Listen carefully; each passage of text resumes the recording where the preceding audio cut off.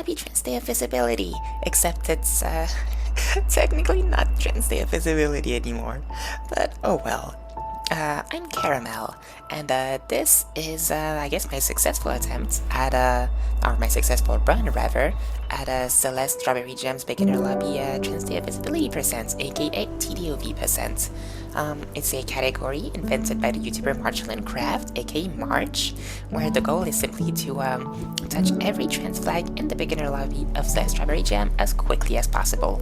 Now, I've already done this run, technically, but last time I did it, I actually missed one trans flag in the Strawberry Orchard segment of Blueberry Bay, so I'm doing it again. And I've also optimized this run quite a bit since last time. So I figured it would be worth doing again. So yeah, let's jump straight into my successful run. Alright, let's go for another run. This is my 5th run of the day, and I think it's probably going to be my last run, because any more than this and my hands might not be able to take it. So alright, let's go for another run. So 3, 2, 1, climb. Alright, let's see. Can we get this movement? Alright, got the quarter boost. Good start. And I got the ultra, perfect. Yeah, I ended up optimizing the map movement a bit since my last run, and it's pretty fun to do. Alright, so now let's go for the actual map part. So let's talk about Troposphere a little. You'd think, given how the map is, that you wouldn't have a lot of room for optimization. Turns out there's a lot of stuff you can do. Like, for example, if you jump and dash immediately out of these dream blocks, you actually get a surprising amount of speed that you can use to just gain a few seconds here and there. There's some bigger stuff you can do, like... Well, first of all, if you do a diagonal here, you can save a bit of time, but more importantly, if you do a diagonal here, you get to skip having to go all the way to the top, and that allows you to save quite a bit of time. So yeah, a running theme in this map actually is that by using diagonals instead of dashing straight all the time, you actually get to save a surprising amount of time, because you get to skip a bunch of stuff. So yeah. Not too much to say about this screen. However, in the next screen there's a silly little thing I can do. I'm gonna go for it once. Yeah, yeah. There's a demo you can do here that I'm pretty bad at, honestly, so I'm only gonna try it once, but yeah.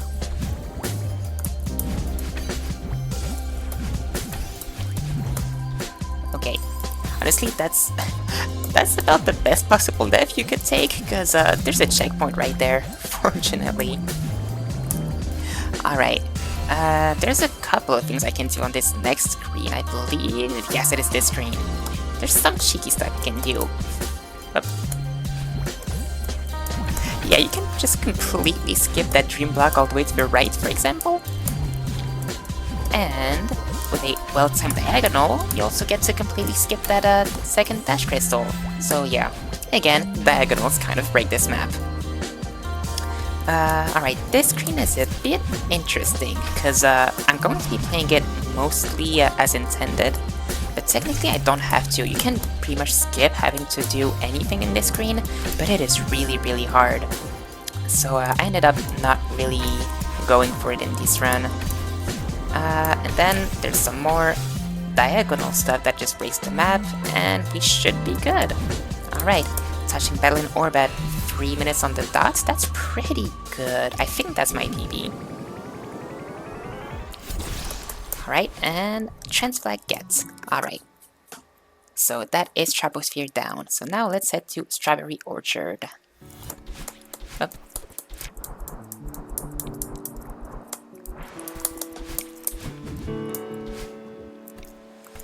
Alright. Yeah, there's a corner boost you can do here, but it's pretty difficult. I'm not super I'm not super consistent at it, but yeah. Alright, so now for Strawberry Orchard. Strawberry Orchard doesn't have a lot of optimizations you can do simply because, well, it's so short. Like, I'm pretty sure I'm already 90% done. And yeah, I can't skip this cutscene because, oh, what are you doing, Caramel? Okay. Yeah, the hardest part of this map is honestly just the menuing out to exit to lobby. Yeah. Alright, now for the actually difficult part of this run, paint.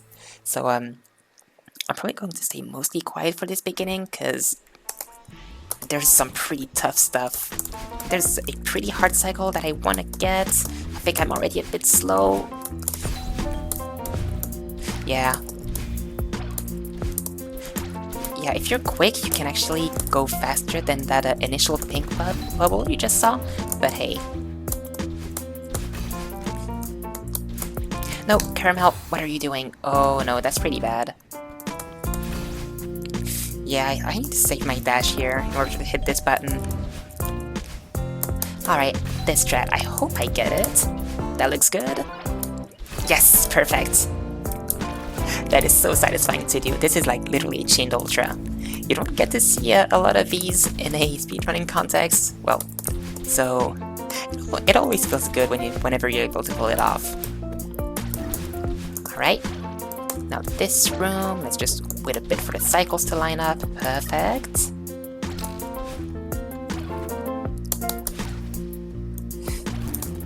I think, okay, perfect. Alright, clean. This room is a bit scary because this cassette block, it's very difficult to predict when exactly it'll move. But yeah, alright, we made it through. We've reached this, we have reached the switch at 1 minute 25. That's not awful. Now for the actually difficult part of this map. This is probably the part I'm the most scared of this entire round, to be completely honest. I think it didn't get it. Oh well. Let's go for the backup. Nice, got it. The backup is pretty cool at least, so I don't mind messing that up.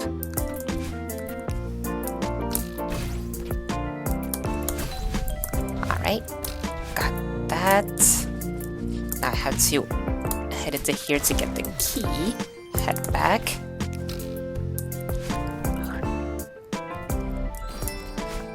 So far, so good.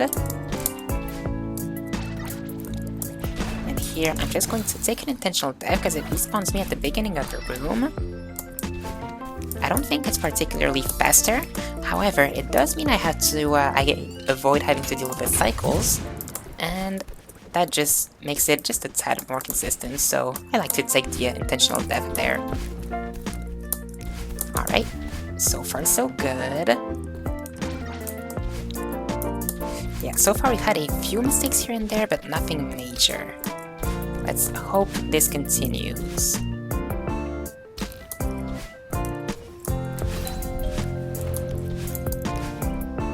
Here, you just kind of have to wait for the cycle. There's not much you can do. So here, okay. Well, that doesn't matter too much. It was right at the beginning of the room. You don't mind dying there.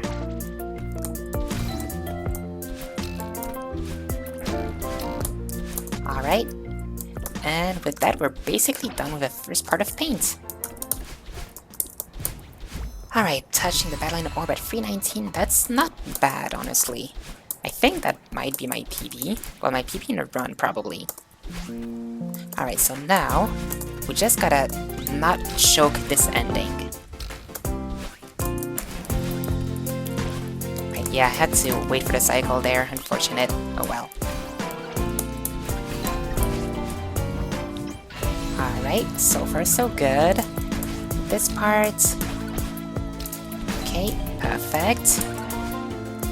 Just wait for the cycles to line up, and then do the demo. Nice! So far so good. Perfect. That's pretty bad. Oh well. Okay. That was like about 10 seconds time loss. That's not too bad.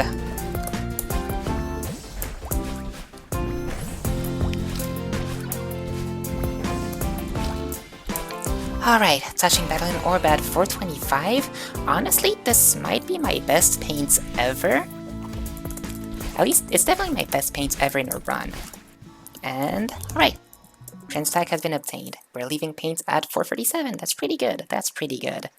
Now, all we gotta do is just not completely choke the Hardside, and we'll have a pretty good run. Alright. Let's head to Hardside. There are 2 sections of Hardside we have to play. The first one is in Jade. Alright.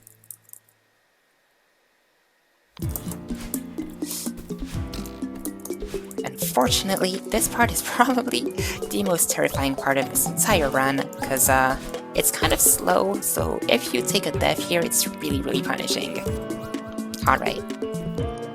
I think I'm gonna go for safe strats. Yeah, I don't need to use a dash here. I could use it right here to gain a bit of time, but it's safer if I use it there, so I think it's worth it.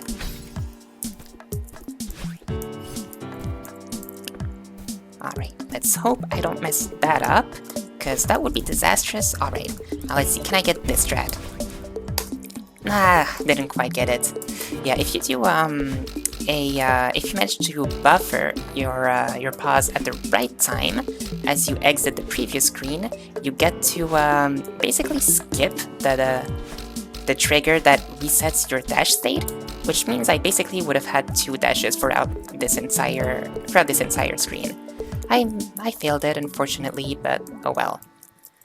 I didn't lose too much time, so that's fine. Okay, I was worried my game had crashed for a second, because it does happen sometimes. And since this run has been going well, I'd rather it not crash just right at the end, you know?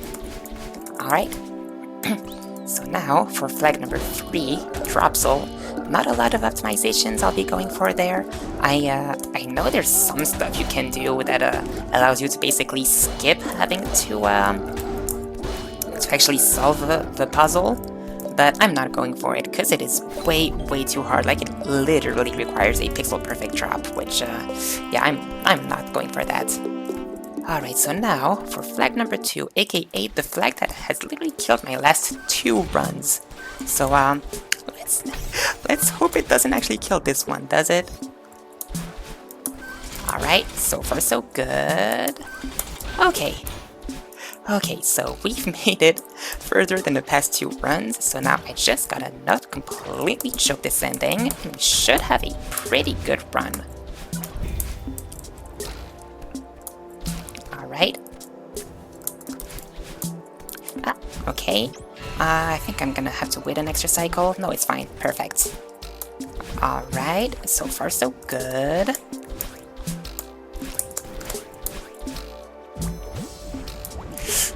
That was way too close for comfort. Alright. I ended up waiting an extra cycle basically out of shock there, because I did not expect to make it. But alright, as long as we don't royally completely flood this up, we should basically have a pretty good run. Let's see.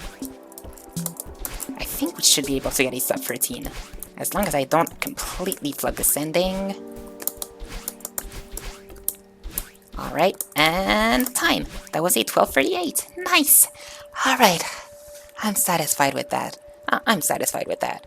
I think ideally, like, the time I absolutely would have loved to get would be a time that was so fast that it actually cleared my PB from the previous run, even though my previous run didn't have the first Hardside segment.